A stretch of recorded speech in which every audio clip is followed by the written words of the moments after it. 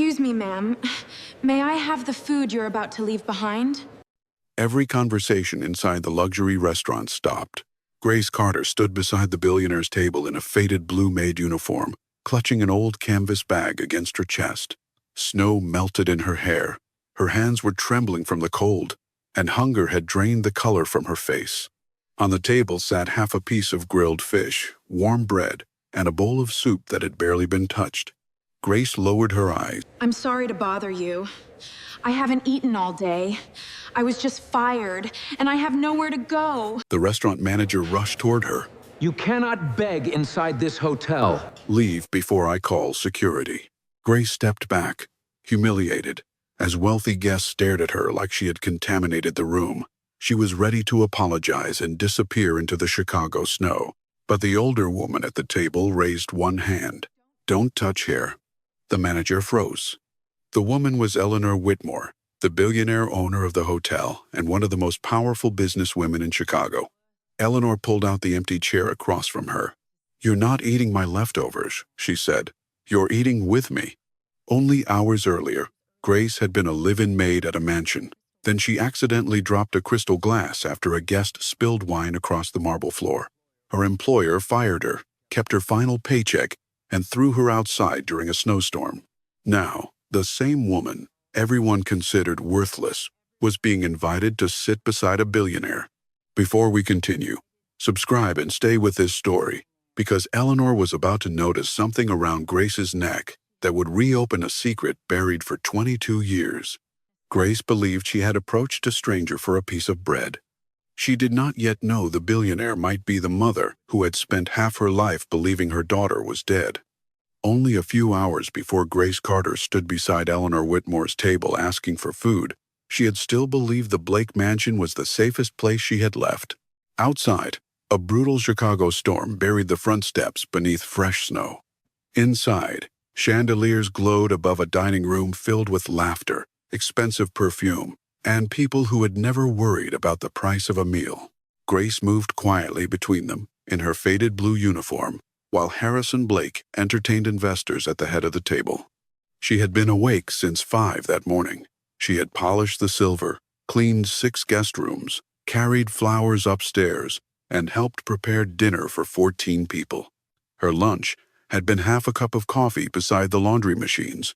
She would eat only after the guests left if anything remained. Grace never complained. The job paid little, but it included a narrow room above the garage. After growing up in foster care, that room meant she knew where she would wake up. "Careful with those glasses," Harrison called. "They cost more than you make in 3 months." A few guests laughed. "Yes, sir," Grace answered. Near the fireplace, a man in a gray suit pushed back his chair and knocked over a glass of red wine. The liquid spread across the marble floor, but he kept talking on his phone. Grace hurried over with a tray and a cloth. Her shoe landed in the spill. She slipped, twisted to save the tray, and watched one crystal tumbler slide from the edge. It struck the floor and shattered. The room fell silent. Grace stared at the pieces glittering beneath the chandelier. "I'm sorry," she said, dropping to her knees. "Mr. Blake, the floor was wet. I can pay for it. You can take a little from each paycheck." Harrison rose slowly. "Do you have any idea what that glass was worth?" "No, sir, but I'll work extra hours. You already owe me for the room, your meals, and every mistake I've tolerated." The room had never been free.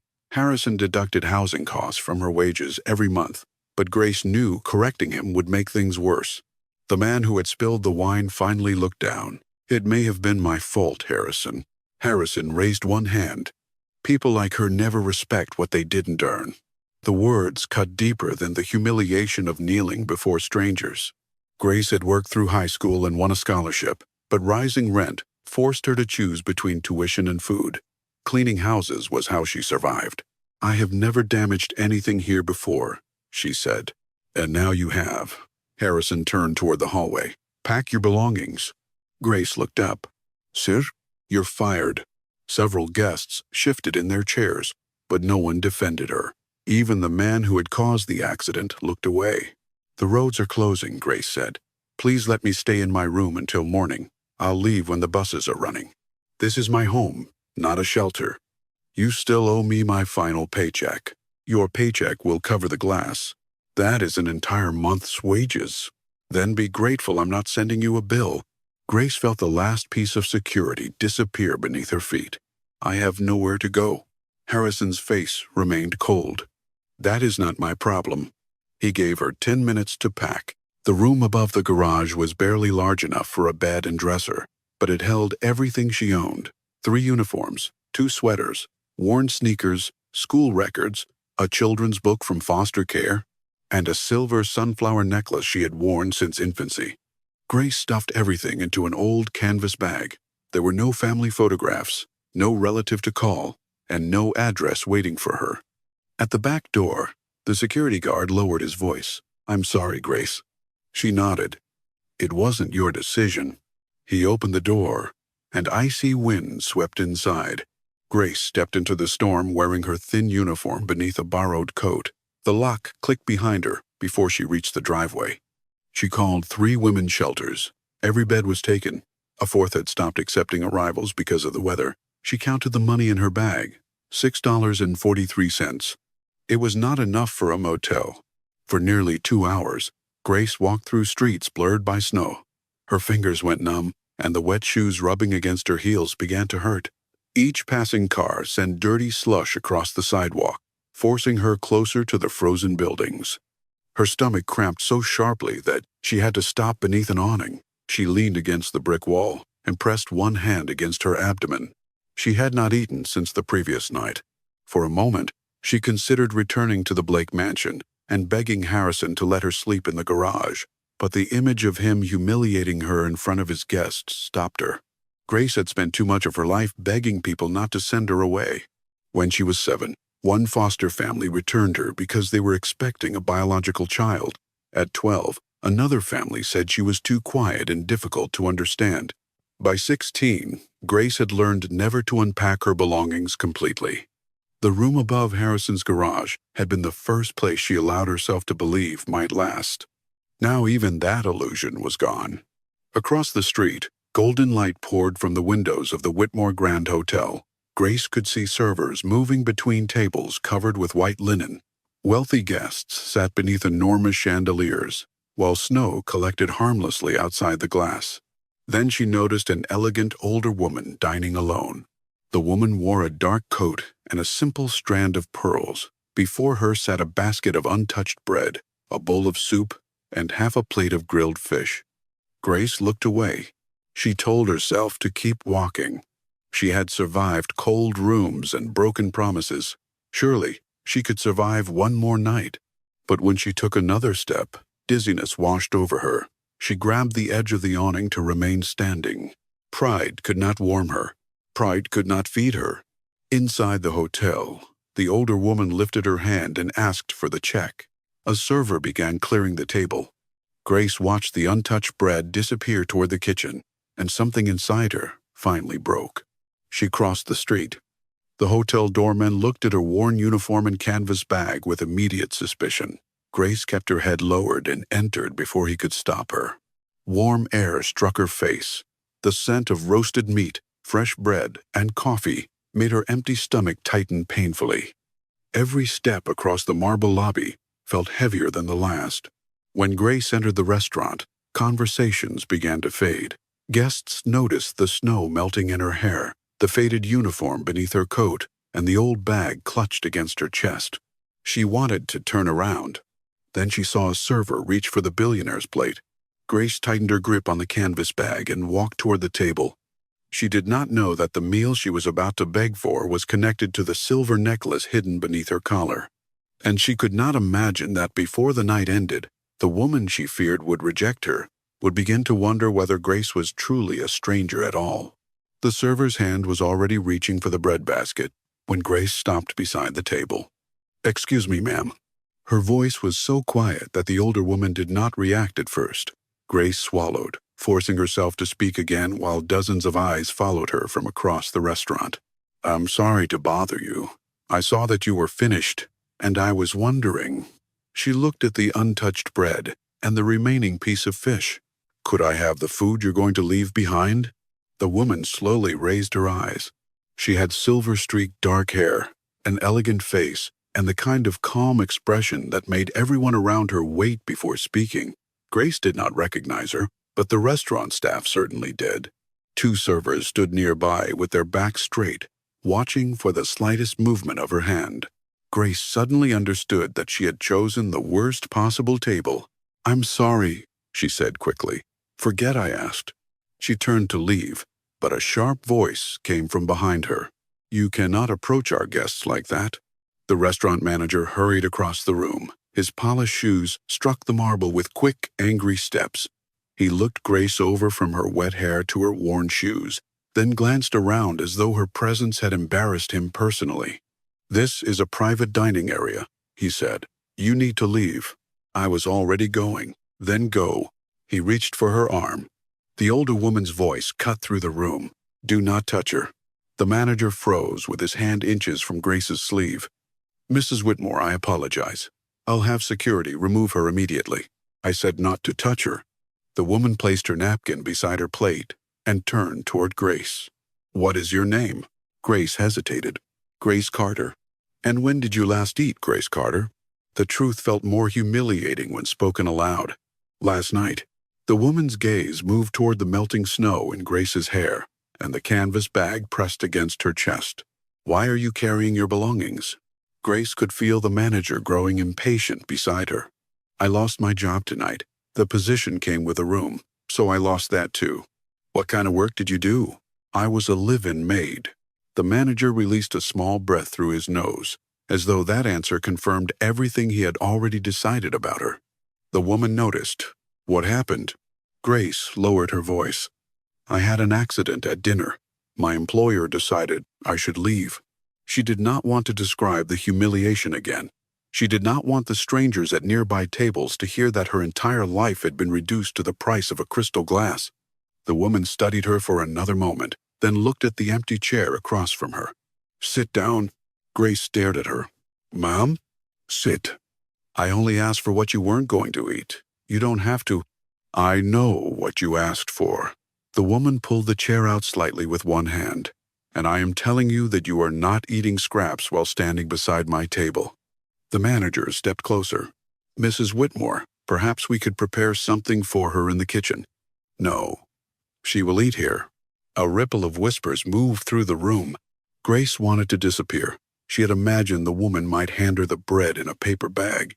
She had not imagined being placed at the center of a room filled with people wearing clothes that probably cost more than she earned in a year. "I don't belong here," Grace whispered. The older woman's expression changed. "Who told you that?" Grace had no answer. The woman turned to the manager. "Bring a clean place setting," then asked the chef to prepare another serving of the lake trout, a fresh bowl of soup, roasted vegetables, and warm bread. Grace shook her head. "That's too much." "And the chocolate cake," the woman continued. "Not the small slice, the full dessert." "Yes, Mrs. Whitmore, and fresh orange juice." The manager nodded stiffly and walked away. The server beside the table placed a white napkin in front of Grace. His expression was polite, but she saw the confusion in his eyes. Grace sat carefully on the edge of the chair. "Thank you," she said. "I don't know how I'll repay you." "You will not." The woman extended one hand across the table. "Eleanor Whitmore." Grace accepted it. Eleanor's hand was warm and steady.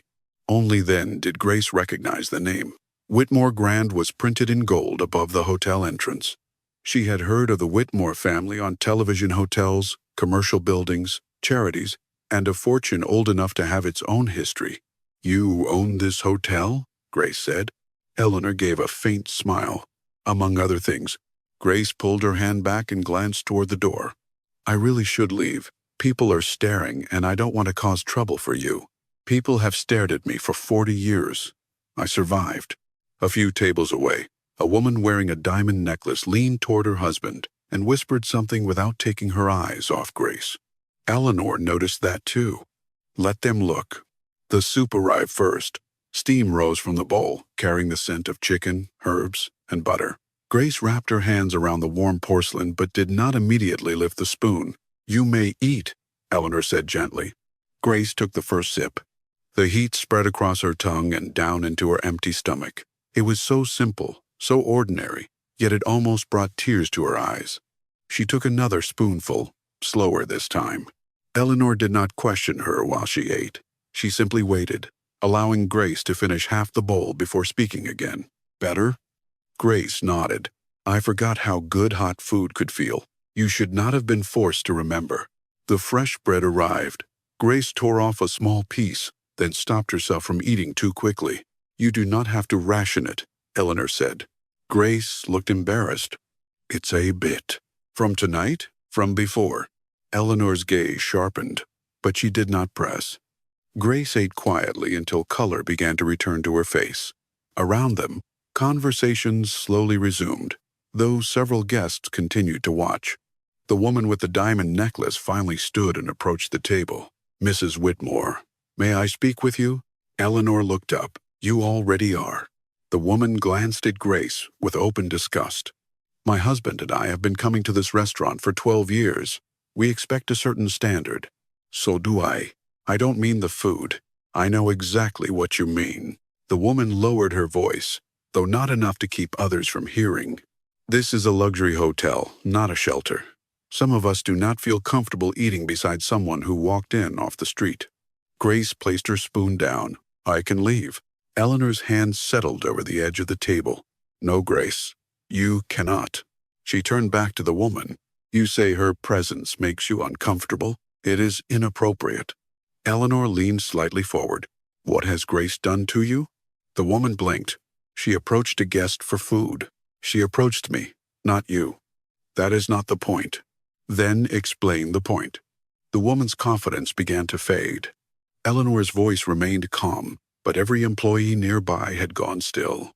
Grace is hungry. She is cold. She has not insulted you, threatened you, or taken anything from you. Yet you believe she should be hidden because looking at her makes your meal less pleasant. I did not say that. You did. You simply used more expensive words. The woman's face reddened. Eleanor continued. I have spent most of my life around wealth. I have met people who owned private jets and could not offer kindness without expecting applause. I have also met people with $5 to their name who would share 4 of them with a stranger. She looked briefly toward Grace. Poverty is not always an empty wallet. Sometimes it is an empty heart. The dining room went completely silent. If you cannot finish your dinner because a hungry woman is being fed at the next table, Eleanor said, then the problem is not the woman. The guest glanced around and realized no one was coming to her defense. I did not come here to be lectured. The exit is behind you. The woman returned to her table, grabbed her coat, and left with her husband following several steps behind. Grace watched them disappear through the restaurant doors. You didn't have to do that, she said. Yes, I did. You could lose customers. Eleanor lifted her water glass. This hotel will survive without people who confuse cruelty with standards. Grace stared down at the white tablecloth. Her eyes filled before she could stop them. Eleanor placed a clean napkin near her hand. What is it? Grace wiped her cheek quickly. No one has ever defended me like that. That says more about the people you have known than it does about you. Grace looked toward the windows, where snow pressed against the glass. When you're poor, people assume every problem is your fault. If you lose your job, you must be lazy. If you're hungry, you must have made bad choices. If you don't have a home, they think you did something to deserve it. And do you believe that? I try not to. That was not my question. Grace took a breath. Sometimes. The fish arrived, surrounded by roasted potatoes and vegetables. Grace thanked the server and waited until he stepped away. Eleanor asked, Did you always work as a maid? No, I worked wherever I could. Grocery stores, a daycare center, hotel, laundry, house cleaning. You worked at a daycare? For almost 2 years. Grace's face softened for the first time. I liked that job. Why did you leave? The center closed after the owner lost funding. Did you ever want to work with children professionally? Grace looked surprised. I wanted to be a teacher. Wanted? I still do. I just stopped saying it out loud. Eleanor waited. Grace cut a small piece of fish. I grew up moving between foster homes. One of them had a box of children's books in the basement. Most of the covers were torn, but I read every one. When younger kids came into the house frightened, I read to them at night. What did you read? Anything that made the world feel less dangerous. Eleanor's expression softened. Grace continued. I received a scholarship to a community college.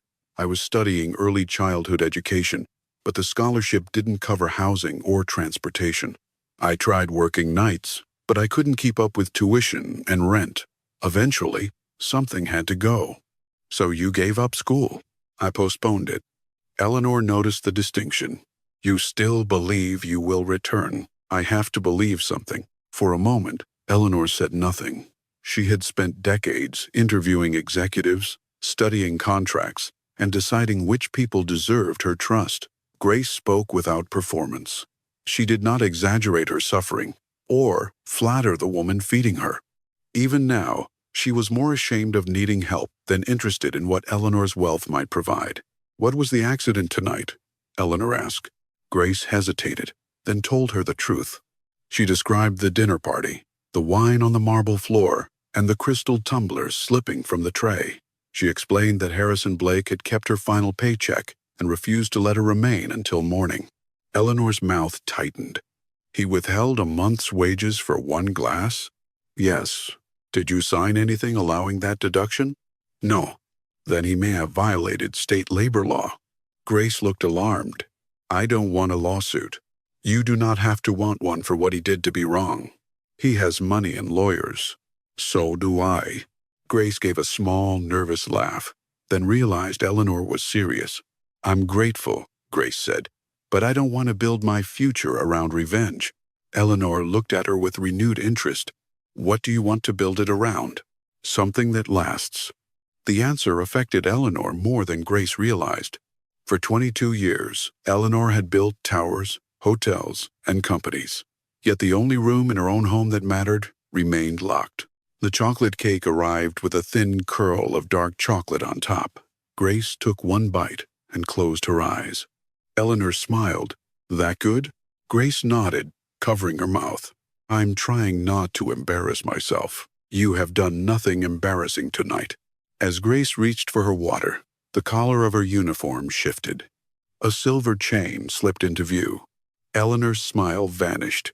At the center of the chain hung a small sunflower made of silver. Its petals were worn smooth with age, but the shape was unmistakable. Eleanor's fingers tightened around her glass. Where did you get that necklace? Grace glanced down and touched the pendant. I've always had it. What does that mean? It was with me when I entered foster care. Eleanor leaned closer. May I see it? Grace hesitated, then lifted the pendant away from her collar. Eleanor's heart began beating harder. The sunflower had 12 narrow petals. One petal was slightly shorter than the others because the original jeweler had made a mistake. Eleanor remembered laughing about it with her husband. He had said imperfections made handmade things real. Turn it over, Eleanor whispered. Grace did. 2 faded letters were engraved into the back. Ah, ve. For several seconds, Eleanor could not breathe. The restaurant disappeared around her. She no longer heard the clink of silverware or the low murmur of guests. She saw a nursery painted pale blue, white clouds across the ceiling, and a baby sleeping beneath a knitted blanket. She had ordered 2 identical sunflower pendants before Abigail was born. One had remained in Eleanor's jewelry box. The second had been placed beside her daughter's crib. That pendant was supposed to have disappeared the night Abigail died. Mrs. Whitmore? Grace's voice pulled her back. Eleanor realized her face had gone pale. Are you all right? Yes. But the word came too quickly. Grace lowered the necklace. You look like you recognize it. Eleanor forced herself to breathe slowly. It resembles something I once owned. Was it important? Very. Grace waited, but Eleanor offered no further explanation. She could not yet. A necklace was not proof. There could be copies. It could have been sold, stolen, or given away. Eleanor had spent 22 years learning that hope could be more dangerous than grief. Grief remained where you left it. Hope could lift you high enough to destroy you all over again. What were you told about your parents? Eleanor asked. Nothing useful. Grace traced the edge of the pendant with her thumb. My records say I was brought to Street Mary's Children's Home when I was a baby.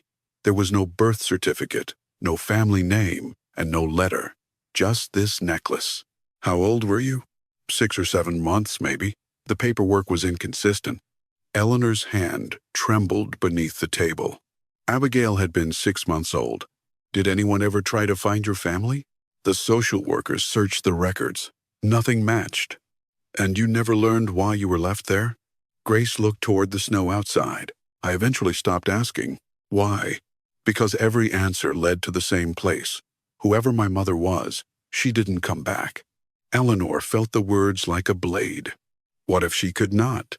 Grace gave a tired smile. That's kinder than what I usually imagine. Eleanor wanted to reach across the table and hold her hand. She wanted to tell Grace that somewhere, a mother might have spent years crying over an empty crib. But if Eleanor was wrong, she would not only reopen her own wound, she would give Grace a mother and take her away in the same breath. The server returned with the check. Eleanor signed it without looking at the amount. Grace stood and reached for her canvas bag. Thank you for the meal. I mean that. I'll never forget what you did. Where will you go? I'll try another shelter. You said they were full. Maybe someone didn't show up. And if they did? Grace looked toward the hotel lobby. There's a bus station that stays open late. No? Grace blinked. No? You are not spending the night in a bus station during a blizzard. I can't afford a room here. I did not ask whether you could. Grace's shoulders stiffened. I don't want charity. Neither do I. Eleanor rose and put on her coat. My house has more empty rooms than occupied ones. Come home with me for one night. You may shower, sleep, and leave tomorrow morning, if that is what you choose. Grace stared at her. You want to bring me into your house? Yes.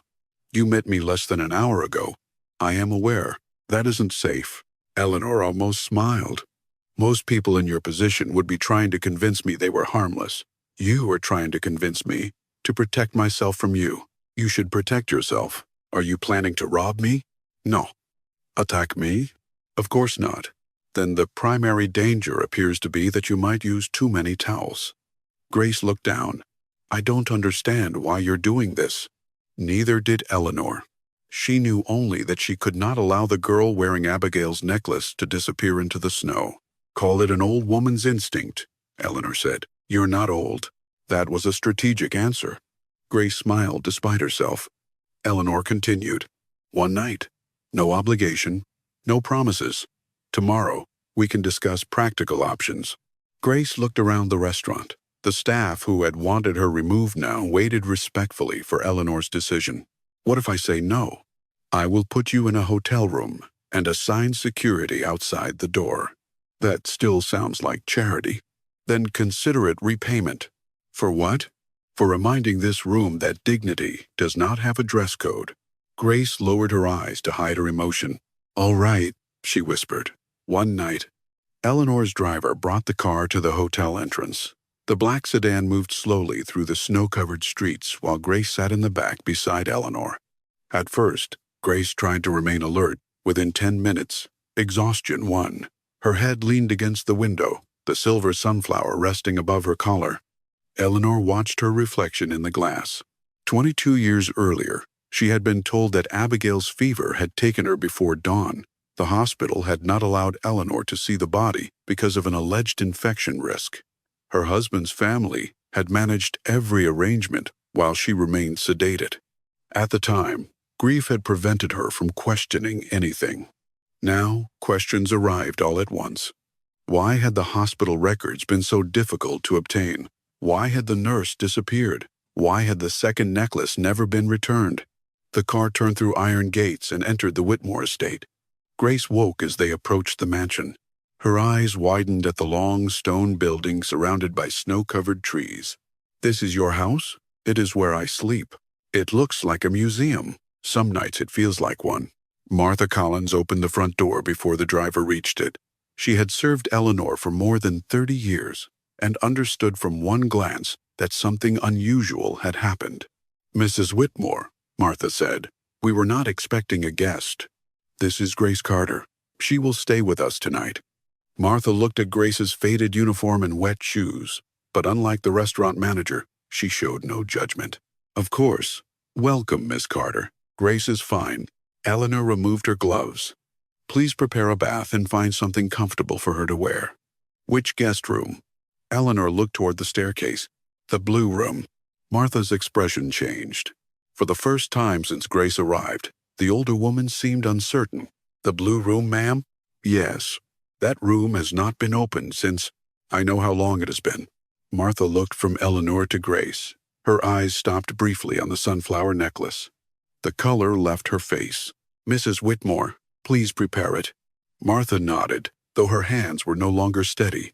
Grace followed Eleanor upstairs. The hallway seemed endless, lined with portraits and closed doors.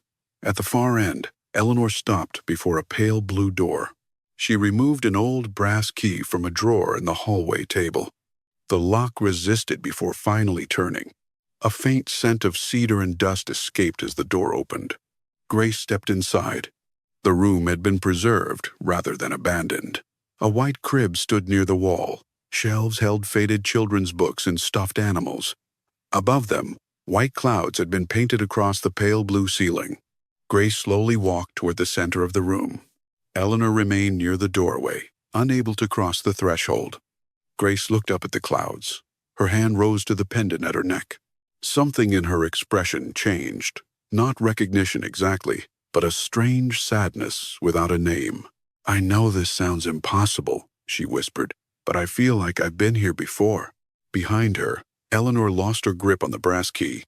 It struck the wooden floor with a sharp metallic sound, and for the first time in 22 years, the locked room no longer felt empty. The brass key was still spinning on the wooden floor when Eleanor finally stepped into the room she had avoided for 22 years. Grace turned at the sound. I'm sorry, she said. I didn't mean to upset you. You didn't. Eleanor bent to pick up the key, but her fingers trembled so badly that Martha reached it first. Grace looked around the pale blue room again. The white crib, the faded stuffed rabbit, and the clouds painted across the ceiling seemed untouched by time. Even the curtains remained tied with the same silver ribbons Eleanor had chosen before Abigail was born. This was your daughter's room, wasn't it? Grace asked. Eleanor nodded. Her name was Abigail. Grace's expression softened. I'm sorry. The words were simple, but they struck Eleanor harder than any formal condolence she had received. Grace did not ask how the child had died. She did not stare at the expensive furniture or treat the room like a museum. She only stood quietly, as if she understood that grief sometimes needed silence more than questions. Martha cleared her throat. The bath is ready in the adjoining room. I'll bring you some clothes. Grace touched the collar of her worn uniform. I don't want to ruin anything. You won't, Eleanor said. Use whatever you need. After Grace disappeared into the bathroom, Martha closed the door and turned toward Eleanor. That necklace, she whispered. Did you see the back? The initials are still there. Martha pressed one hand against her chest. But that is impossible. I know. You had two made, one for me and one for Abigail. Martha looked toward the bathroom door. The second pendant disappeared from the hospital. Eleanor moved to the crib and rested her hand on the wooden rail. She says it was found with her when she entered Street Mary's. Martha's face tightened. How old was she? About 6 months. The same age Abigail had been when Eleanor was told she had died. Martha sat slowly on the edge of a chair. There was something else, she said. A small birthmark below Abigail's left ear. It looked almost like a crescent. Eleanor remembered. She had kissed that mark every night before placing her baby in the crib. When Grace returned nearly an hour later, her wet hair fell loosely around her shoulders. Martha had found a soft sweater and dark pants that fit her well. Without the faded maid's uniform and the exhaustion hidden beneath layers of snow, Grace looked younger. She also looked painfully familiar. As Grace turned toward the mirror, Eleanor saw it. A small crescent-shaped mark rested beneath her left ear. Eleanor gripped the back of a chair. Are you feeling all right? Grace asked. I'm tired, that's all. Eleanor hated the lie, but she could not tell Grace the truth without proof. They ate a quiet dinner in the smaller dining room. Grace thanked Martha for every dish, then offered to help clear the table. You are a guest, Eleanor said. I don't know how to sit while someone else works. Martha gave Grace a gentle smile. Then you may carry the bread basket. Nothing breakable. Grace smiled for the first time that evening. While they cleared the table together, Eleanor asked about Street Mary's. "I don't remember arriving there," Grace said. "The records said someone left me near the side entrance during a storm. A staff member found me before sunrise. Was there a note? No. Only the necklace and a blanket. What color was the blanket?" Grace thought for a moment. "White, with tiny yellow flowers. Why?" Eleanor's spoon slipped against her plate. Abigail's blanket had been white with embroidered sunflowers. "No reason," Eleanor said. Grace noticed the reaction but did not challenge her. Later, in the library, Grace discovered shelves filled with children's books. She ran her fingers across the spines with quiet affection. "I used to read stories to the younger children in foster care," she said. "Some of them couldn't sleep unless they knew someone was nearby. You would have made a good teacher. I still might." Eleanor studied her. "If you had a stable place to live and a job connected to children, would you return to school?" Grace looked cautious. "I don't want you to create a position out of pity. I fund several community libraries. One of them needs an assistant for its after-school reading program. It is real work with real wages. Why would you trust me with that? Because you spoke about books with more love than most executives speak about their companies." Grace looked down at the book in her hands. "I could try it for a few weeks. You could stay here while you decide." "That wasn't part of our agreement. Agreements can be extended." Grace hesitated. "I'll stay until I earn enough for a room, but I'll pay something toward food." Eleanor almost told her that the house had been waiting for her far longer than one night. Instead, she nodded. "We will discuss it tomorrow." When Grace finally went upstairs, Eleanor locked herself inside her study and called Daniel Brooks. Daniel had once been a Chicago homicide detective. After leaving the department, he had spent 15 years investigating fraud, missing persons, and cases wealthy families preferred to keep private. "I need you to reopen Abigail's death," Eleanor said. Silence followed. "After 22 years?" "Yes." "What changed?" "I met someone." Eleanor told him about Grace, Street Mary's, the necklace, the blanket, and the birthmark. Daniel did not interrupt. When she finished, he said, "Do not tell the young woman anything yet. I know. I'll start with the hospital records, the death certificate, and the staff working that night. There was a nurse named Linda Morales. I'll find her. And Daniel? Yes? No one can know, especially Thomas. Her late husband's younger brother had controlled many family matters during the weeks after Abigail's death. Eleanor had trusted him then because grief had left her unable to think. Now, for the first time, that trust felt like a mistake.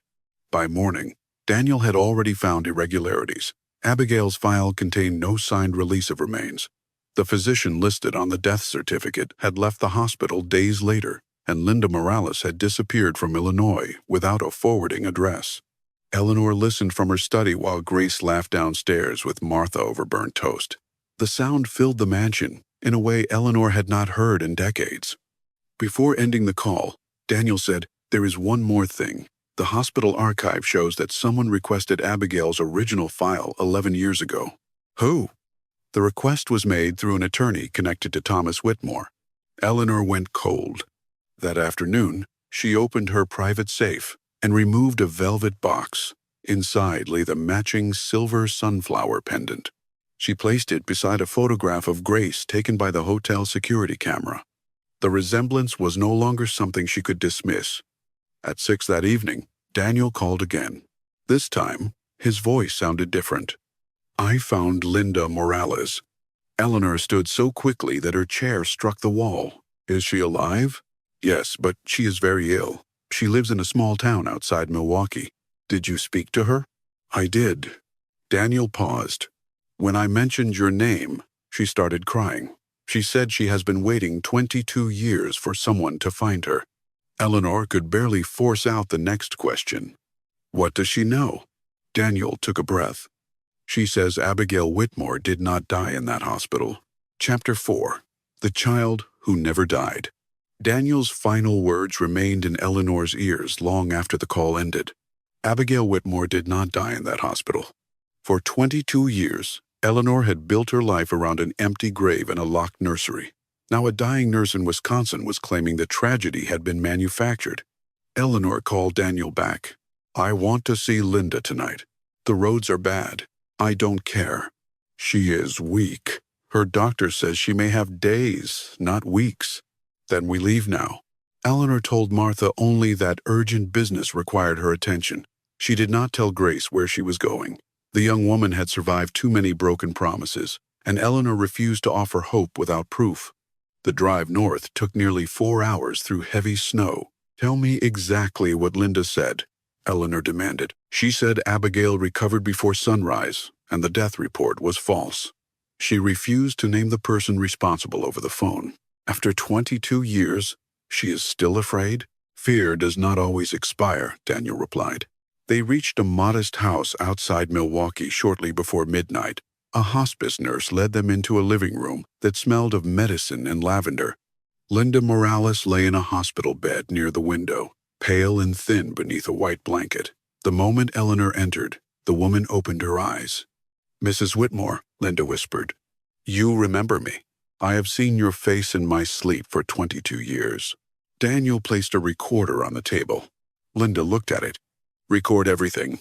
I don't want to die carrying this. Eleanor moved closer. Where is my daughter? I don't know where she is now, but she was alive when I left her. Eleanor gripped the back of a chair. You told me she died. I was ordered to. By whom? Linda's eyes filled with tears. Thomas Whitmore. The name struck Eleanor with brutal force. Thomas had stood beside her at the funeral, selected flowers, and told reporters the family needed privacy. No. Linda pointed toward a drawer. Daniel opened it and removed a hospital document, an intake form from St. Mary's Children's Home, and a cassette tape sealed in plastic. Your daughter's fever was real, Linda said, but the antibiotics worked. By 3 a.m, she was awake and crying for you. I was in the same building. You had been sedated. Thomas told the staff you were unstable and that all information should go through him. Why would they obey? Because he paid the right people. Linda struggled for breath before continuing. The Whitmore Trust was written so that if Abigail lived, most of the family's shares would eventually pass to her. If she died before adulthood, control shifted to your husband's surviving brother. To Thomas. Yes. Daniel leaned toward the recorder. What did he order you to do? Linda looked directly at it.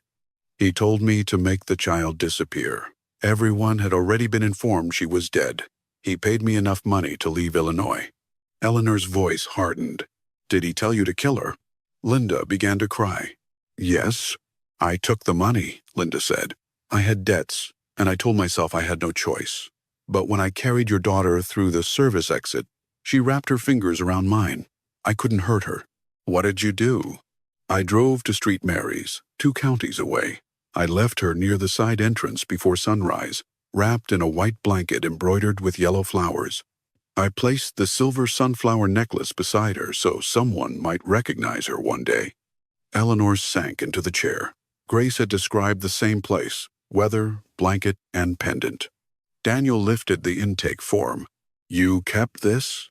A copy. The director estimated the baby was 6 months old and healthy. I gave her the name Grace because I wanted God to grant her what I had taken from you. Eleanor closed her eyes. Grace. The name had been the nurse's prayer for mercy. Why did no one connect her to Abigail? Daniel asked. Thomas arranged a death certificate. No missing child report was filed because everyone believed the baby was dead. And the tape? Eleanor asked. I recorded Thomas when he returned with the final payment. I was afraid he would kill me. Another copy is with an attorney. Eleanor looked at the dying woman, rage and grief fighting inside her. You stole 22 years from us. I know. You let me bury an empty coffin. I know. My daughter grew up thinking no one wanted her. Linda's tears slid into her hair. There is no forgiveness for what I did. You saved her life, Eleanor said. You also destroyed mine. Both things are true. I will accept whatever punishment comes. You will give Daniel a complete statement. Every payment, every name, every person involved. I will. Eleanor leaned closer.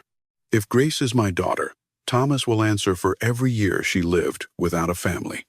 Linda's eyes widened. Grace? She is 25. She grew up at St. Mary's. She has the necklace. Does she have a small crescent-shaped birthmark below her left ear?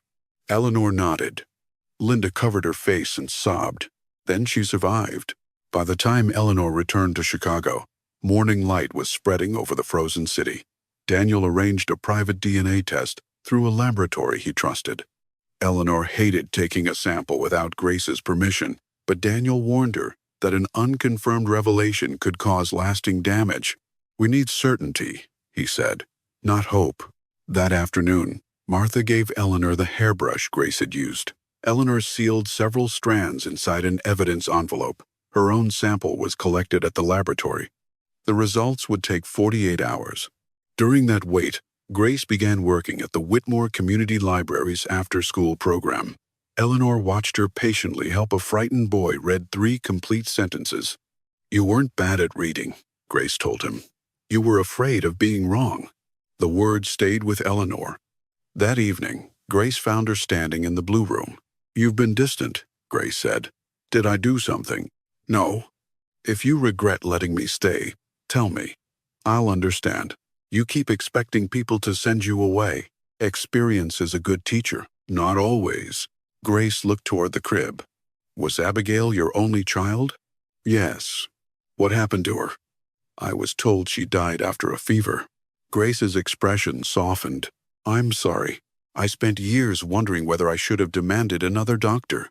You trusted people who were supposed to protect her. Their failure was not yours." "What if what they told me was not true?" Eleanor asked. Before Grace could respond, Eleanor's phone rang. "Daniel." She stepped into the hallway. "Tell me. I have the results." Eleanor pressed her back against the wall. "The probability of maternity is 99.99%, Daniel said. "Grace Carter is Abigail Whitmore. Bring everything," Eleanor whispered. That evening, Daniel arrived with the laboratory report, Linda's recorded confession, and copies of the hospital and orphanage documents. Eleanor asked Grace to meet them in the blue room. Grace sat across from her, suddenly nervous. "What is happening?" Eleanor placed a velvet box on the table and opened it. Inside lay the matching silver sunflower pendant. Grace stared at it. "Where did you get that?" "I had 2 made 25 years ago. One for me and one for my daughter." Grace looked from the pendant to Eleanor. "No, please listen." Eleanor told her about Abigail's fever, the false death report, Thomas's order, and Linda's decision to leave the baby at Street Mary's instead of killing her. Grace stood so quickly that the chair scraped backward. "This is impossible. I thought so too. You met me 2 days ago. I met you 2 days ago. I gave birth to you 25 years ago." Grace shook her head. "I'm Grace Carter. I grew up in foster care. I don't belong to this family. You belong wherever you choose. But you are my daughter. You lost a baby, and I arrived with a similar necklace. You want this to be true." Eleanor handed her the laboratory report. "I would never tell you without proof." Grace did not take it, so Daniel placed it on the table. "The result is conclusive," he said. Grace finally picked up the paper. Her hands began to shake. 99.99%. "Yes," Eleanor whispered. "The birthmark, the blanket, the orphanage record, and Linda's confession all confirm it." Grace looked around the room, the painted clouds, the white crib, the forgotten toys. "This was my room." Eleanor nodded. Grace's face crumpled. "All my life, I thought my mother abandoned me because she didn't want me. I never left you. I waited for someone to come back. I would have searched the entire world if I had known you were alive. You cried for me every day." Grace crossed the room, and Eleanor caught her in both arms. Grace buried her face against Eleanor's shoulder and cried like someone who had spent 22 years being strong because no one else would protect her. "I had a mother," she whispered. "You always had one. I thought I was unwanted. You were loved before you were born." Eleanor held her tighter. "I am sorry I did not find you sooner. You didn't know. I should have questioned everything. You were lied to." Outside the room, Martha covered her mouth and wept. But across Chicago, Thomas Whitmore received a photograph from a private investigator showing Grace entering Eleanor's mansion. He enlarged the image until the sunflower necklace became visible. Then he called Harrison Blake. "The girl you threw into the snow is Abigail Whitmore," Thomas said. Harrison went silent. Thomas looked out over the city. "If Eleanor learns the whole truth, both of us could lose everything. So we are going to make her doubt the daughter she just found." He ended the call and stared at Grace's photograph. 22 years earlier, Thomas had failed to make Abigail disappear forever. This time, he intended to make Eleanor send her away with her own hands. While Grace was learning how it felt to call Eleanor Mom, Thomas Whitmore was already deciding how to make that word disappear from her life. For the first few days after the truth came out, the Whitmore mansion changed in ways no one had expected. The blue room was no longer silent. Grace opened the curtains each morning and let winter light fall across the white crib and faded bookshelves. She asked Martha to remove some of the baby furniture, but she refused to erase the room completely. "This was Abigail's room," Grace explained. "I don't want to pretend that part of me never existed." Eleanor stood in the doorway. "And Grace Carter?" Grace smiled faintly. "She's the one who survived long enough to come home." The answer stayed with Eleanor. She had imagined finding Abigail for more than 2 decades, but in those dreams, her daughter was still a baby. She had never considered that the child might return as a grown woman with her own scars, habits, fears, and identity. Grace did not immediately become comfortable with wealth. She still folded towels before the household staff could collect them. She washed her own coffee cup and apologized whenever someone opened a door for her. At meals, she took smaller portions than everyone else and saved half the bread on her plate without realizing it. One morning, Eleanor found her wrapping 2 dinner rolls in a napkin. "Grace Froze, I'm sorry. I wasn't stealing them." "I didn't think you were." Grace looked embarrassed. "I used to save food in case the next meal didn't come." Eleanor felt pain rise in her chest. "You never have to do that here, I know." But Grace's hand still tightened around the napkin. Eleanor understood then that safety could not be explained into existence. It had to be proven, repeatedly, until the body finally believed what the mind had been told. Instead of asking Grace to put the bread back, Eleanor placed 2 more rolls beside it. "Keep them until you no longer feel you need them." Grace looked up. "You're not upset." "I am furious. Just not with you." That same afternoon, Eleanor took Grace to a department store on Michigan Avenue. She expected the trip to be joyful, but Grace became uncomfortable the moment a personal shopper brought out dresses with 4-digit price tags. "I don't need this many clothes," Grace said. "You have 3 uniforms and 2 sweaters. That's enough for now." "It isn't. For you, maybe?" Eleanor stopped. Grace immediately regretted her tone. "I'm sorry." "No, don't apologize. Tell me what you mean." Grace looked at the mirror, where she stood surrounded by silk dresses and polished shoes. "I don't want people to look at me and see a costume. Yesterday, I was a maid they wanted removed from a restaurant. Today, they call me Miss Whitmore because of a DNA test. I'm still the same person." Eleanor dismissed the personal shopper and closed the fitting room door. "You are right." Grace looked surprised. "I wanted to give you everything at once," Eleanor continued.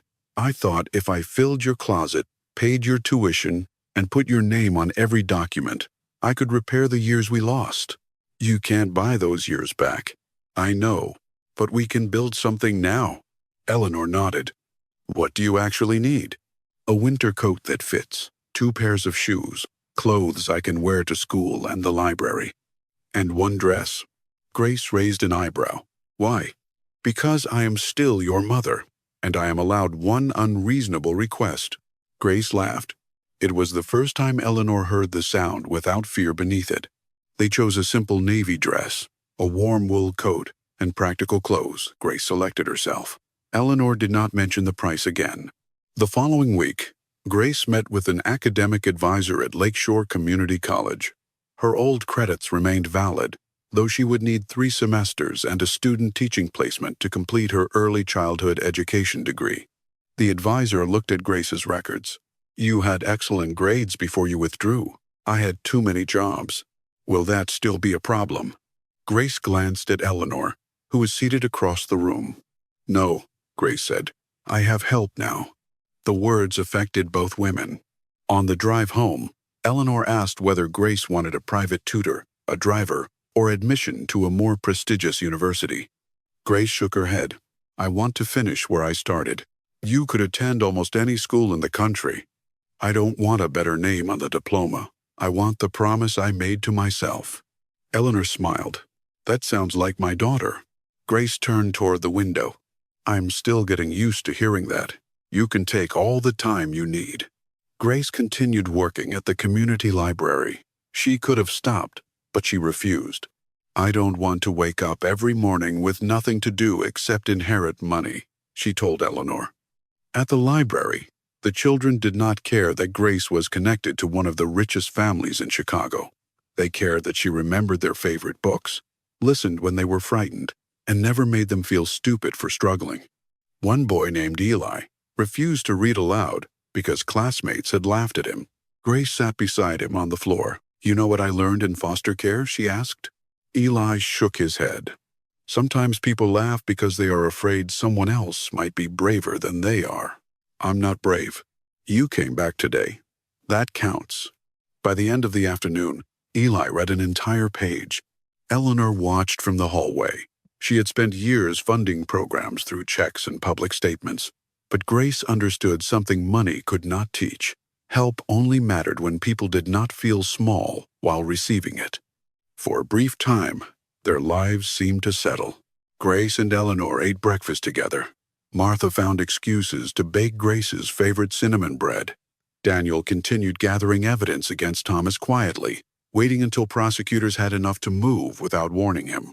But peace inside the Whitmore mansion did not survive outside its gates. A housekeeper sold information to a local entertainment reporter. Within hours, the story appeared online. Billionaire heiress found after 22 years. The article included a photograph of Grace leaving the library. By evening, reporters crowded near the estate. They shouted questions about her childhood, her inheritance, and whether she planned to take control of Whitmore Holdings. Grace stood behind the curtains, pale. They know where I work. Eleanor closed the curtains. You won't go alone again. I don't want security following me everywhere. This is not about appearances. Grace looked frustrated. I just got my life back. I don't want to live inside another locked house. Eleanor softened. We will find a balance. Across the city, Harrison Blake sat in his office, staring at Grace's photograph. The maid he had thrown into the snow was now being described as the future heir to one of the largest private fortunes in Illinois. His first emotion was disbelief. The second was fear. His business was failing. 2 major investments had collapsed, and a bank had given him 30 days to cover a loan. If Grace told Eleanor about the withheld wages and conditions at the mansion, Harrison could face an investigation that would expose far more than one illegal deduction. He called Grace 3 times. She did not answer. Then he sent a message. I want to apologize and return your paycheck. We should discuss what happened. Grace showed the message to Eleanor. What do you want to do? Eleanor asked. Nothing. He owes you money. I'll let a labor attorney handle it. You don't want to hear his apology? Grace looked at the screen. He isn't sorry that he hurt me. He's afraid I matter now. That night, Harrison received a visitor. Thomas Whitmore entered through the private elevator and placed a folder on Harrison's desk.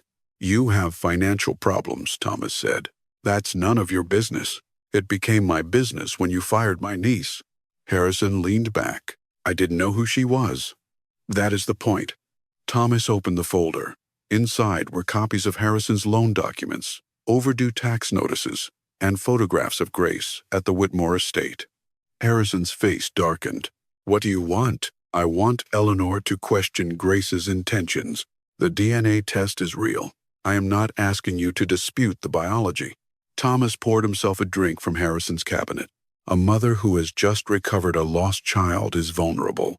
Eleanor wants to believe everything is perfect, but she is terrified it is not. Harrison studied him. You want her to think Grace is after the money. I want her to believe Grace knew who she was before they met. That makes no sense. Then we will give it evidence. Thomas explained the plan. They would not claim Grace was an imposter. They would claim she had discovered her identity through old records, researched Eleanor, and arranged the meeting at the restaurant. The broken glass would become part of the scheme. Harrison would say Grace deliberately caused the accident so she could leave the mansion without notice. He would claim she had been asking questions about the Whitmore family for weeks. Thomas would provide altered browsing histories, edited messages, and a paid witness. Harrison listened in silence. What happens to Grace? Eleanor sends her away. And then? Once Eleanor believes the relationship began with a lie, trust will collapse. We challenge the inheritance, delay every transfer, and control the damage. You mean you keep control of the company? Thomas smiled. You are learning. And what do I receive? Your debts disappear. Harrison looked toward the folder again. That will cost more than you think. So will prison. Harrison's eyes narrowed. Thomas leaned closer. Grace has already told Eleanor you withheld wages and forced her out during a storm. Imagine what regulators will find if they examine your employment records. Imagine what your investors will think. Harrison understood the threat. When do we begin? Immediately.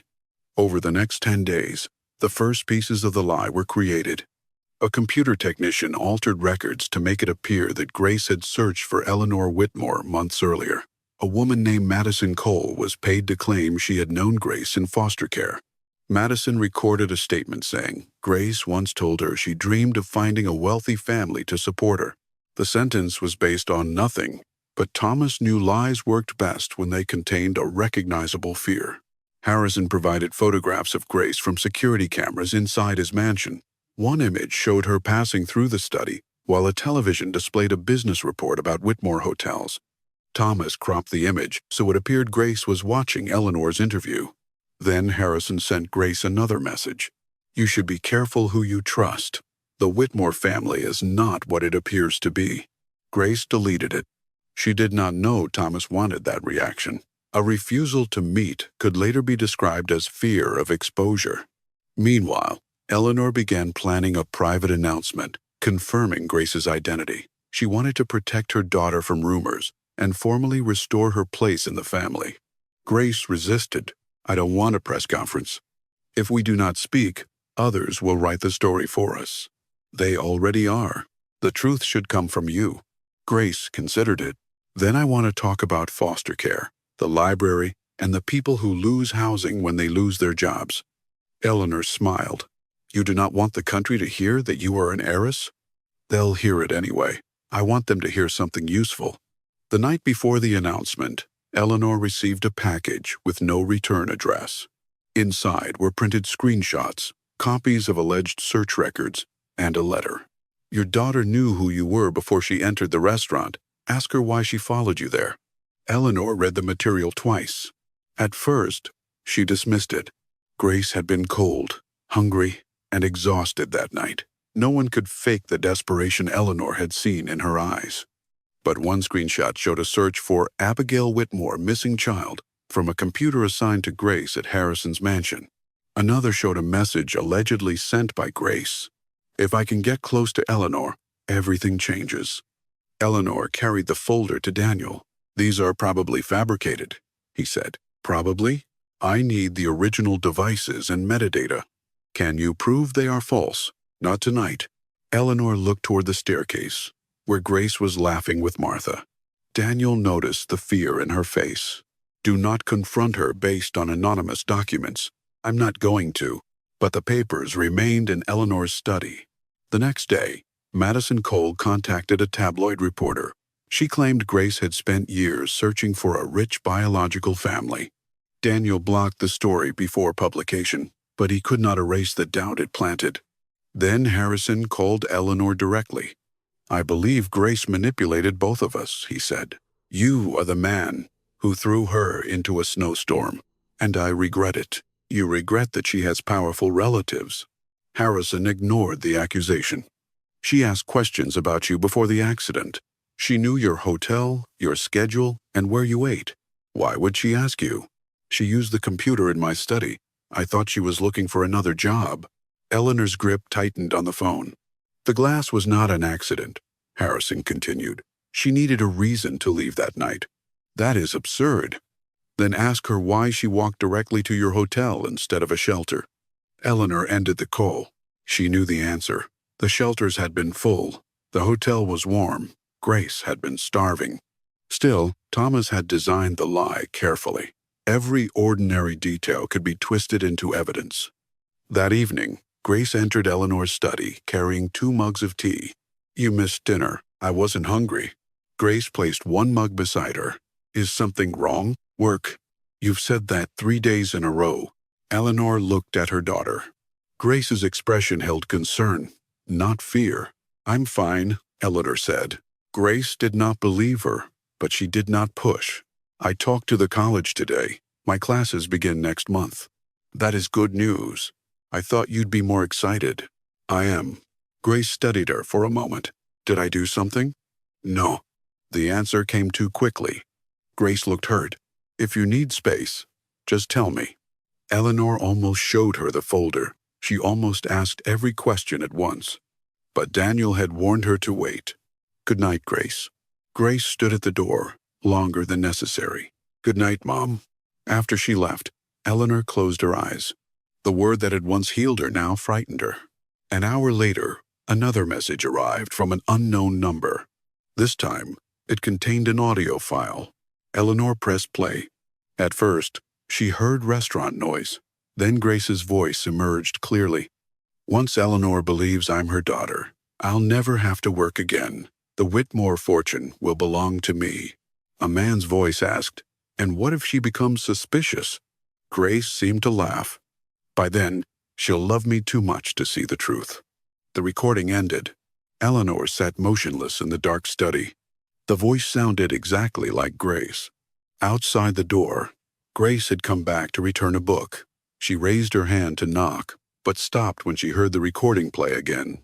For the first time since entering the Whitmore mansion, she heard suspicion in the silence between herself and her mother. And somewhere across Chicago, Thomas raised a glass to Harrison. The truth had reunited Eleanor and Grace in a single night. But one carefully constructed lie was about to test whether their new bond was strong enough to survive the morning. Grace stood outside the study with the book pressed against her chest. Through the closed door, she heard the recording play a second time. "Once Eleanor believes I'm her daughter, I'll never have to work again." The voice sounded like hers, but Grace had never spoken those words. For several seconds, she could not move. Her first instinct was to knock, walk inside, and demand to know where the recording had come from. But then she heard Eleanor release a long, unsteady breath. It was not anger Grace heard. It was doubt. That hurt more. Grace quietly returned the book to the hallway table and went upstairs. She did not sleep. She sat near the window in the blue room, watching snow fall over the estate while memories she had tried to bury returned one by one. Every foster family had begun with promises. "You are safe here. We are happy to have you. You can stay as long as you need." Then something always changed. A new child arrived. Money became tight. Someone decided Grace was too quiet, too distant, or too difficult to love. By morning, she had convinced herself that Eleanor would eventually do the same. Downstairs, Eleanor sat alone at the breakfast table. The anonymous folder lay locked inside her desk, but its contents followed her everywhere.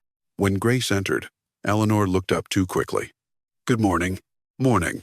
Grace poured herself coffee. Usually, she sat beside Eleanor.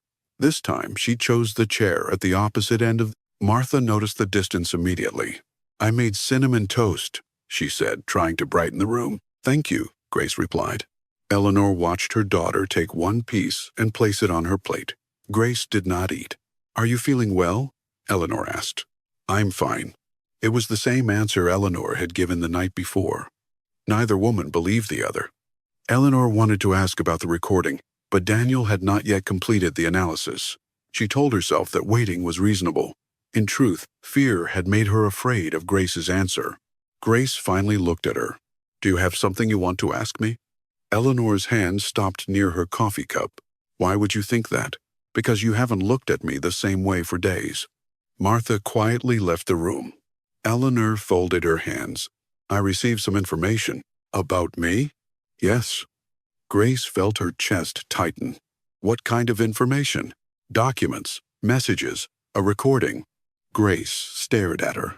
"The recording you played last night?" Eleanor's face changed. You heard it. I was outside the door. Why didn't you come in? Because I wanted to know whether you would come to me. The answer landed between them. Eleanor stood. Come to the study. We should discuss this privately. Grace followed her into the room. Eleanor unlocked the desk and placed the folder on the table. Grace read the first printed message. If I can get close to Eleanor, everything changes. That isn't mine. Eleanor placed another page beside it. This search was supposedly made on the computer at Harrison Blake's house. I never searched for Abigail Whitmore. There are several records. They're fake. Grace moved through the papers faster, her disbelief turning into anger. Photographs showed her walking near a building she had never visited. A signed statement from Madison Cole claimed Grace had talked for years about finding a wealthy family. I barely knew Madison, Grace said. We lived in the same foster home for 4 months when we were teenagers. She stole money from another girl and blamed me. Eleanor remained silent. Grace looked at her. You believe her? I'm trying to understand what happened. No, you're trying to decide whether I'm lying. I did not say that. You didn't have to. Eleanor picked up a small audio player. The voice on this file sounds exactly like you. Then someone edited my voice. From what? I don't know. Grace heard the desperation rising in her own words and hated that it made her sound guilty. Eleanor pressed play. Grace listened to the entire recording. The pauses were natural. The laughter resembled hers. Even the slight break in her voice sounded real. But the words had never left her mouth. Grace shook her head. I didn't say any of that. Eleanor studied her face. Did you know who I was before you entered the restaurant? No. Did you ever research my family? No. Did you know Abigail Whitmore had disappeared? No. Did you deliberately cause the accident at Harrison's mansion so you could leave that night? Grace stepped back as though Eleanor had struck her. You think I broke the glass on purpose? I am asking. You saw my hands shaking when I asked for your leftovers. You saw the snow in my hair. You knew I had nowhere to go. Yes. And you still think that could have been an act? I don't know what to think. The honesty of the answer broke something inside Grace. For several days, she had allowed herself to believe she had finally found the one person who would not send her away.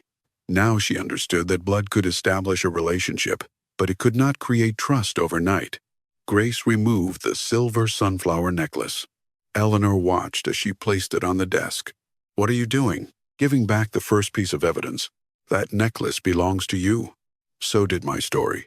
But apparently, that isn't enough. Grace, stop. My name is useful when you believe me. When you don't, I become a suspicious stranger again. That is not fair. No, it isn't.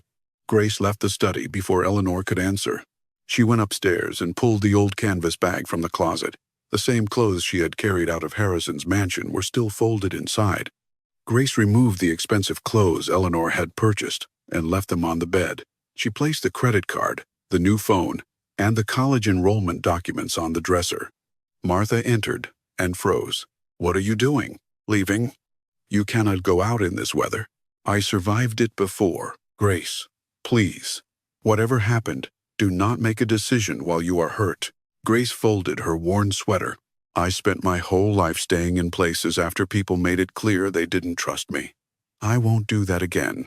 Mrs. Whitmore loves you. She loves the daughter she lost. You are that daughter. I'm also the woman standing in front of her now, and she doesn't know whether that woman is telling the truth. Martha's eyes filled with tears. Give her time. Trust is not supposed to be a trial I have to pass every time someone sends her a lie. Grace closed the bag and walked downstairs.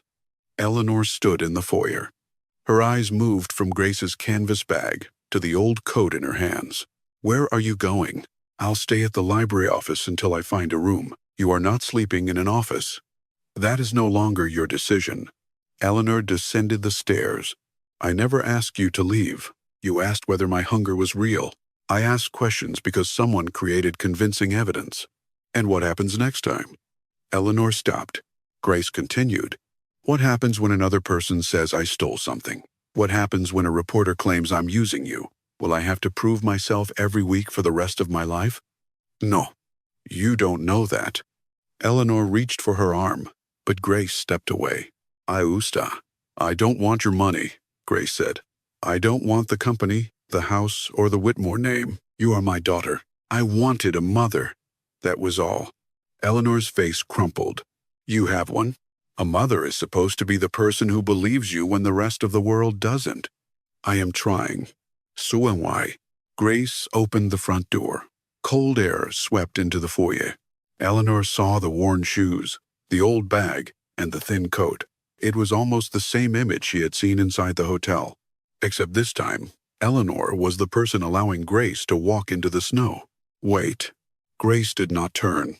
Eleanor crossed the foyer and stood between her and the open door. I was wrong. You don't know whether you were wrong. That's the problem. Yes, I do. Grace looked at her. Eleanor's voice shook. A woman planning to steal billions would not leave with $6 worth of clothing in an old bag. That doesn't prove anything. No, but I know you. You've known me for weeks. I know you save bread because you remember hunger. I know you chose a community college over an elite university because you wanted to finish what you started. I know you spend your afternoons teaching children to read when you could be shopping or meeting lawyers. Eleanor took another step. I know you asked what work you could do before you asked what you might inherit. And I know the first thing you did after learning you were my daughter was forgive me for not finding you. Grace's eyes filled. Then why did you ask those questions? Because I was afraid. That doesn't make them hurt less. No. Eleanor lowered her head. I have spent 22 years being punished for trusting the wrong people. I began to believe suspicion was the same thing as wisdom. Thomas comforted me while hiding what he had done. Hospital officials lied to my face. Lawyers signed false documents. Fear taught me to question everything. She looked at Grace again. But fear is not evidence, and it is not an excuse for treating you like an enemy. Grace held the bag against her side. I don't know whether I can forget what you asked. I am not asking you to forget. What are you asking? For the chance to prove that I will not choose fear over you again. Silence filled the foyer. Martha watched from the staircase, barely breathing. Grace finally closed the door. I'm not unpacking yet. You don't have to. And I want to see every piece of evidence. You will. I want to be part of the investigation. Eleanor nodded. No more secrets. Grace looked toward the study. Then let's find out who made that recording. Daniel arrived less than an hour later. He connected the audio file to his computer and displayed the waveform on a large monitor. The voice is Grace's, he said. Eleanor looked alarmed. Grace remained still. Daniel continued, but the sentences are not. He enlarged several sections. These changes in background noise occur inside words, not between them. The speaker's breathing pattern also resets unnaturally. Someone collected clips of Grace speaking and assembled them. From where? Grace asked. Most likely public recordings. The library had posted several videos of Grace reading to children. A local news station had also recorded a short interview after her identity became public. Daniel played sections, side by side. The word Eleanor had been taken from one interview. Daughter came from another. The laughter was copied from a library video. Individual phrases had been rearranged until they formed a new conversation. Grace stared at the screen. They built a confession from my own voice. And whoever did it had access to professional software, Daniel said. What about the photographs? Eleanor asked. Daniel opened the image files. The shadows do not match. Grace was added later. And the computer searches? I spoke to Harrison's former systems manager. Search logs can be modified, especially if someone controls the device. Eleanor's expression hardened. Harrison, possibly. But he does not benefit enough to design all of this alone. Grace looked at the Whitmore family portrait above the fireplace. Thomas. Daniel nodded. He had the strongest motive. If Eleanor legally recognizes you and updates the trust, Thomas loses control of a major portion of Whitmore Holdings. He also faces exposure for what happened at the hospital. Eleanor walked to the window. We need proof strong enough for prosecutors. The fake evidence alone may lead to fraud and conspiracy charges, Daniel said. But the original kidnapping case is more complicated. Linda's testimony and recording help, yet Thomas will claim she is confused or trying to reduce her own guilt. Then we make him admit it. Daniel looked at Eleanor. That would require him to believe he has won. Grace understood first. You want him to think Mom has rejected me. Eleanor turned. I will not do it unless you agree. Grace placed the canvas bag beside the door. What would I have to do? Stay out of sight when Thomas arrives, Daniel said. Eleanor tells him the evidence convinced her. She asks for his help removing you from the trust. He'll be suspicious. Not if Harrison confirms their plan worked. Daniel called the restaurant's security team and requested every camera angle from the night Eleanor met Grace. Another investigator obtained traffic footage showing Grace walking from Harrison's neighborhood through the storm. Phone records confirmed she had called 4 shelters before entering the hotel. None of those calls had been fabricated. By evening, Daniel located Madison Cole.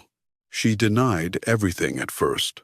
Then Daniel informed her that providing a false statement for financial gain could lead to felony fraud charges. Madison began to cry. Harrison paid me, she said. He told me Grace was trying to steal from an old woman. How much? $10,000. Who gave him the money? I don't know, but I heard him arguing on the phone with someone named Thomas. Madison agreed to provide a recorded statement. The next person to break was the technician who edited Grace's voice. Banking records showed a payment from a shell company connected to Harrison. By midnight, Daniel had enough evidence to pressure Harrison. They met him in a private conference room at Whitmore Grand. Harrison entered with an attorney, but his confidence disappeared when Daniel placed the altered files, payment records, and witness statements on the table. You can cooperate, Eleanor said, or you can take responsibility for everything Thomas ordered. Harrison looked at his attorney. The attorney did not answer. What do you want? Harrison asked. Call Thomas, Daniel said. Tell him Eleanor believes the evidence. And then you convince him to come to the estate. Harrison leaned back. You're asking me to help trap a Whitmore. Eleanor's voice turned cold. You threw my daughter into a blizzard, stole her wages, and helped fabricate evidence against her. You are not in a position to be offended. Harrison looked at Grace. She met his eyes without fear. I'm sorry, he said. Grace's expression did not change. No, you're scared. Harrison looked away.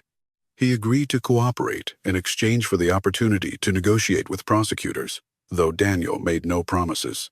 The plan was arranged for the following evening. Eleanor would tell Thomas she had discovered Grace was a manipulative opportunist. She would ask him to come to the mansion alone so they could discuss removing Grace from the trust before the press learned the truth. Daniel installed recording equipment in the study. 2 detectives waited in a hidden service room connected to the hallway. Linda's notarized confession and the original hospital documents were placed in a locked case. Grace would sit in a chair near the fireplace when Thomas entered, appearing defeated and under guard. You don't have to be in the room, Eleanor told her. Yes, I do.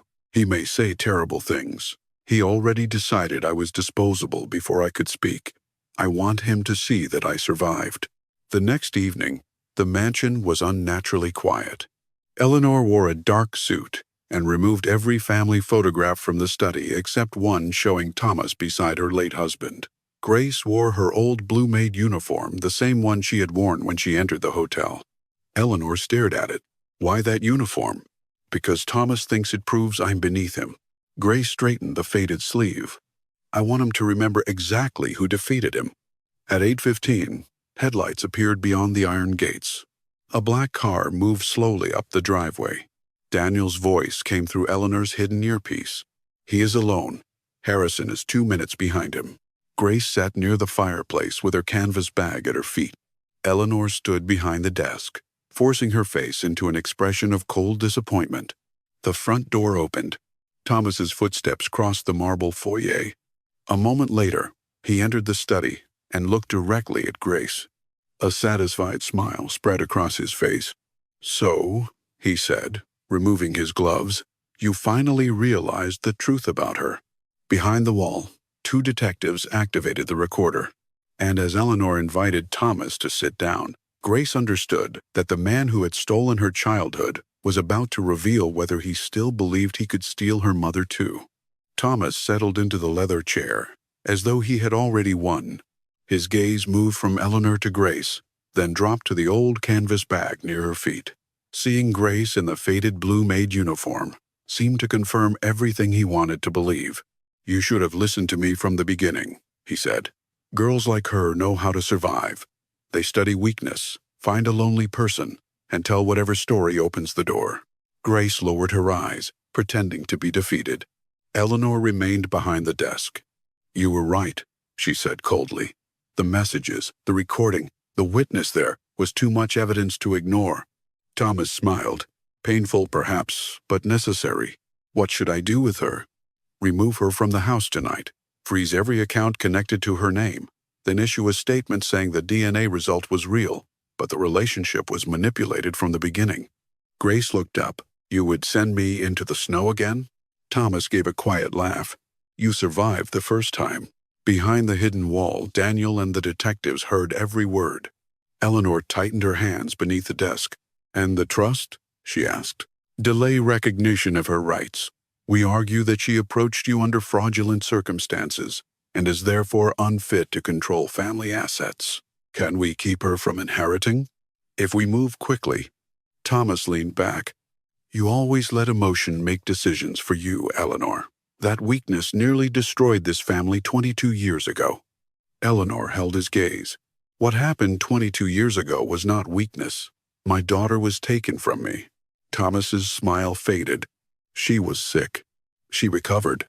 For the first time, tension entered his face. "Who told you that?" Eleanor opened a folder and removed a copy of Linda Morales' statement. "The nurse." Thomas looked at the document but did not touch it. "A dying woman will say anything to clean her conscience. She says you paid her. That is absurd. She says you ordered Abigail to disappear." Thomas stood. "This conversation is over." Eleanor did not move. "If you leave now, I will hand everything to the police." "You have nothing." "I have Linda's confession." "You have the words of a frightened nurse who accepted money." Eleanor leaned forward. "Then tell me what really happened." Thomas looked toward Grace. "She should not be here. She is the reason we are here." Thomas's expression hardened. "That girl has already caused enough damage." Grace lifted her chin. "What damage did I cause as a 6-month-old baby? You were never supposed to become part of this family's future." The room went still. Eleanor spoke carefully. "What does that mean?" Thomas realized too late that anger had loosened his tongue. He turned toward the door, but Harrison entered before he could reach it. Thomas stopped. "What are you doing here?" Harrison looked exhausted. "You said Eleanor had accepted the truth." "She has."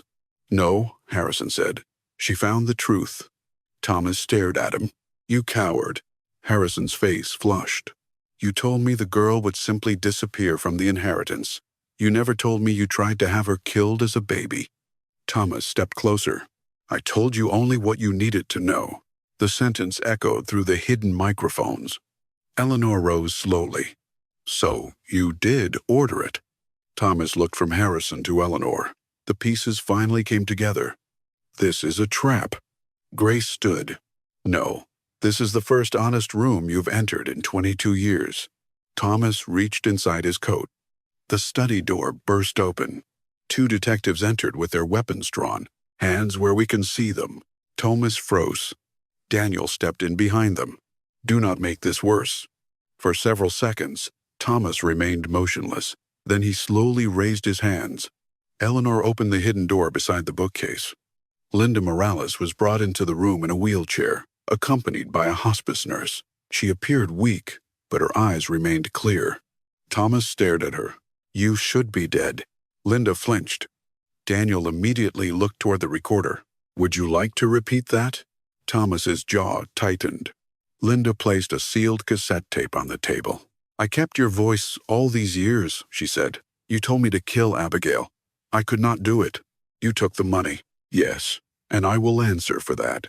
Linda looked at Grace, but she lived. Grace approached her slowly. "You were the one who left me at Street Mary's?" Linda nodded through tears. "I gave you the name Grace because I wanted you to receive the mercy I did not deserve." Grace did not know whether to thank her or condemn her. The woman had helped steal her childhood, yet she had also refused to end her life.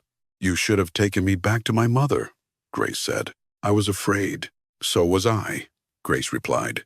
For most of my life. Linda lowered her head. I am sorry. Grace did not offer forgiveness. Not yet, but she no longer looked away. One detective moved behind Thomas and placed him in handcuffs. You are under arrest on suspicion of conspiracy, kidnapping, attempted murder, fraud, evidence tampering, and obstruction of justice. Thomas struggled against the officer. This family belongs to me. I protected it while Eleanor wasted years mourning a child who should never have inherited anything. Eleanor's face went still. You did not protect this family. You poisoned it. Thomas turned toward Grace. She will never be a Whitmore. Look at her. She is a servant in borrowed clothes. Grace looked down at the faded uniform, then back at him. I wore this uniform because honest work kept me alive. She stepped closer. I cleaned floors, washed dishes, and slept in a room above a garage. I was poor, but I never stole a child from her mother. I never bought someone's silence, and I never tried to destroy an innocent woman for money. Thomas said nothing. You called me worthless because I asked for leftovers, Grace continued. But when I had nothing, I still had more dignity than you. The detectives led Thomas toward the door. As he passed Harrison, he hissed, You will go down with me. Harrison looked toward the floor. Another officer placed him under arrest for fraud, falsifying evidence, wage theft, and conspiracy. Harrison turned to Grace. I did not know Thomas planned to kill you. You knew he wanted to destroy me, Grace answered, and that was enough for you. He had no reply. The front door closed behind the officers, and the mansion fell silent. For a moment, no one moved.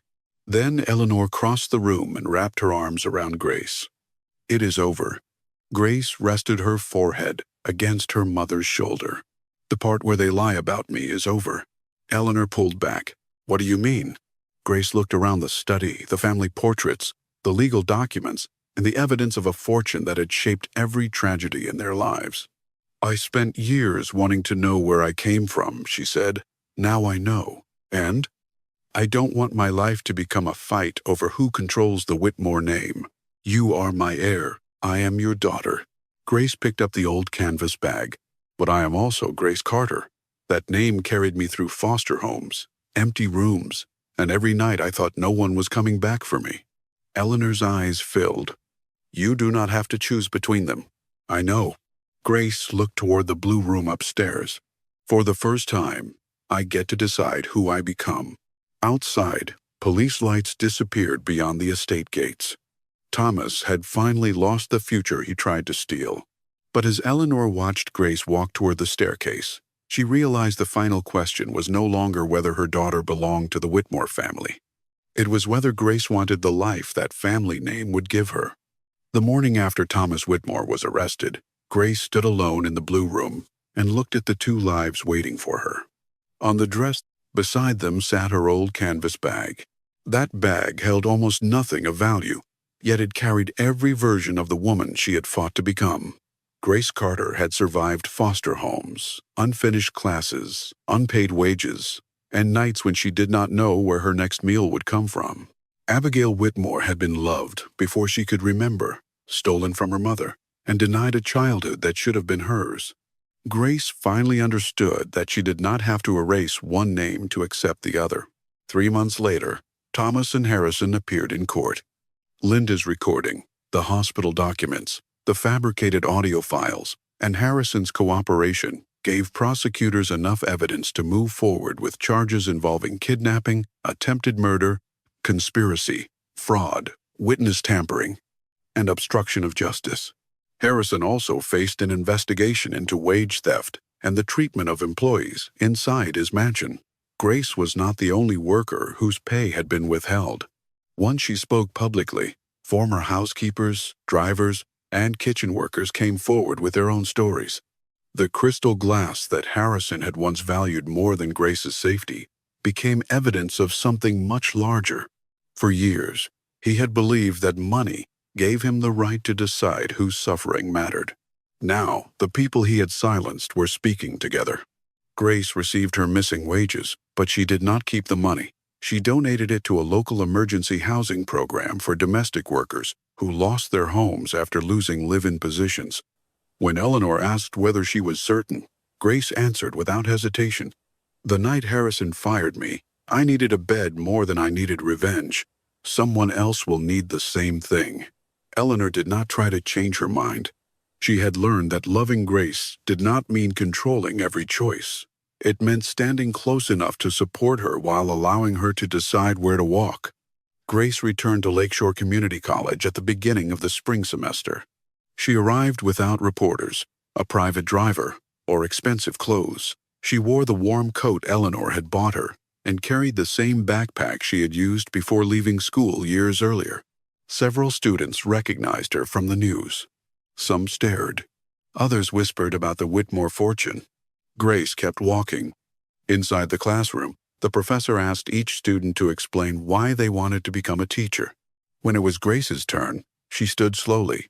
"I grew up in places where children learned not to expect anyone to stay," she said. "A good teacher cannot fix every part of a child's life, but for a few hours each day, that teacher can become the person who listens, remembers, and does not walk away." The room became quiet. Grace looked down at her notebook. "I want to be that person." She continued working at the community library while completing her classes. Eleanor offered to pay every expense, but Grace accepted only tuition and basic living costs. She wanted help without surrendering her independence. During the afternoons, Grace worked with children from foster homes and temporary shelters. Many of them arrived carrying their belongings in plastic bags or old backpacks. She recognized the way they studied every adult before trusting them.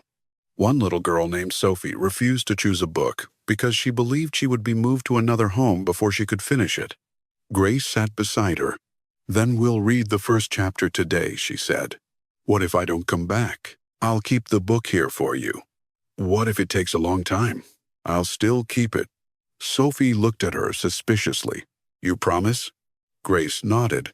"I know what it feels like when nobody saves your place." The girl selected a book about a lost bird finding its way home. That evening, Grace told Eleanor about her. Eleanor listened carefully, then asked, "What can we do for children like Sophie that we are not already doing?" It was the beginning of the Grace and Abigail Foundation. Grace insisted on both names. "Abigail was the child you loved," she told Eleanor. "Grace was the girl who survived. The foundation should protect both kinds of children, the ones searching for family and the ones learning how to survive without one." The foundation created emergency housing for live-in workers, legal aid for employees whose wages had been stolen, scholarships for young adults leaving foster care, and reading programs for children in temporary homes. Eleanor provided the funding. Grace designed the programs. Martha served on the board and made certain every new housing center had a warm kitchen, clean bedrooms, and no locked cabinet preventing residents from taking food. 1 year after Grace returned to college, she completed her student teaching at a public elementary school on Chicago's West Side. On her first official day as a licensed teacher, she entered a classroom filled with colorful posters, small desks, and 22 nervous children. Eleanor sat in the back beside Martha during the welcome ceremony. Grace had faced reporters, lawyers, and the uncle who once tried to erase her existence, but standing in front of those children made her hands shake. Then a boy in the front row raised his hand. "Are you the rich lady from television?" Several children laughed. Grace smiled. "My mother is rich. Are you rich?" Grace thought for a moment. "I have people who love me, a job I dreamed about, and a room full of children waiting to learn. So, yes, I think I am." Eleanor covered her mouth as tears filled her eyes. After the ceremony, Grace found her mother in the hallway. "You cried," Grace said. "I did not." Martha took a picture. "Martha is no longer trustworthy." Grace laughed and hugged her. That evening, they returned to the Whitmore Grand Hotel. The restaurant manager who had once tried to remove Grace no longer worked there. Eleanor had replaced him with someone who understood that hospitality was measured by how the most vulnerable guest was treated, not by how wealthy the most important guest appeared. Grace and Eleanor sat at the same table where they had first met. They ordered grilled fish, soup, warm bread, and chocolate cake. For several minutes, neither spoke. Then Grace looked at the breadbasket. Do you ever think about what would have happened if I had kept walking that night? Every day, I almost did. I almost left before you came inside. Grace reached across the table. We found each other because both of us stayed a few minutes longer. Eleanor held her hand. I thought I was giving a hungry young woman a meal. You gave me more than food. You gave me more than my daughter back, Eleanor replied. You gave me a reason to stop living inside my grief. Through the restaurant window, Grace noticed a young woman standing outside with a little boy. The woman wore a grocery store uniform and held a duffel bag. The child stared through the glass at the bread on nearby tables. Grace recognized the expression immediately. She stood. Where are you going? Eleanor asked. To make sure someone else doesn't have to beg. Grace went outside and spoke with the woman. She had been evicted that afternoon after missing rent and had nowhere to take her son. Grace did not offer leftovers. She invited them inside. A server prepared a clean table, fresh food, and 2 cups of hot chocolate. Eleanor quietly contacted the foundation and arranged a room for them that night. As Grace watched the little boy tear a warm roll in half and give the larger piece to his mother, she understood why the darkest night of her life could no longer be remembered only as a tragedy. A broken glass had cost her a job. A cruel employer had taken her wages. A snowstorm had left her hungry and homeless. But those same events led her to a restaurant table, a silver necklace, and the mother who had never stopped loving her. Grace did not become whole because she inherited the Whitmore fortune. She became whole because she finally learned that being abandoned was never proof that she was unworthy of love. And Eleanor did not recover the baby she had lost. She found something even more precious, a daughter who had survived long enough to choose the kind of woman she wanted to become. Grace Carter remained the name on her classroom door. Abigail Whitmore remained the name written in her mother's heart. She no longer had to choose between them. Both names belonged to her. And from that day forward, whenever someone arrived at her door hungry, frightened, or convinced they did not matter, Grace gave them the words Eleanor had once given her. You are not asking for leftovers. You are taking a seat at the table. If this story reminded you that one act of kindness can change an entire life, press 1 in the comments. If the story did not speak to you, press 0 and tell us what you would have changed. Subscribe to the channel, turn on notifications, and share this video with someone who needs to remember that their worst day may still lead them home.